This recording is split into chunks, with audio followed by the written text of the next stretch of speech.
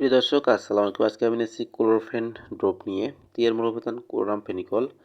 তো এটি প্রস্তুত করছে নিপা ফার্মাসি লিমিটেড। তো উপাদান ক্লোরোফেন জীবাণু ও পাইরোজেন মুক্ত যৌগের ড্রপ। প্রতি মিলিলিটারে আছে ক্লোরামফেনিকল বিপি 5 মিলিগ্রাম। এটি বাজারে দুইটি প্রক্রিয়ায় পাওয়া যায়: ক্লোরোফেন জীবাণু ও পাইরোজেন মুক্ত চোখের ড্রপ এবং ক্লোরোফেন জীবাণুমুক্ত চোখের অয়েন্টমেন্ট আকারে।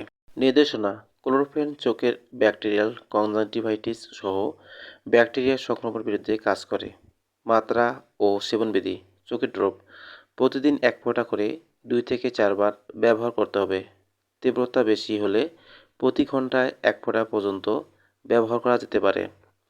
প্রতি নির্দেশনা: এই ওষুধের উপাদানগুলির সাথে অতি সংবেদনশীল দেখা যেতে পারে। সতর্কতা: দ্রুত ক্লোরোফেন ব্যবহার বন্ধ করতে হবে। যদি অতি সংবেদনশীলতা দেখা যায়, এই ওষুধের দীর্ঘায়িত ব্যবহার এড়িয়ে চলা উচিত। পার্শ্ব প্রতিক্রিয়া: সাধারণ সংবেদনশীল প্রতিক্রিয়া দেখা দেয় গর্ভাবস্থায় এবং স্তন্যদানকালে ব্যবহার। গর্ভাবস্থায় এবং স্তন্যদানের ক্ষেত্রে ব্যবহারের জন্য সুরক্ষিততা প্রতিষ্ঠিত হয়নি। চিকিৎসকের পরামর্শ অনুযায়ী ব্যবহার করা উচিত।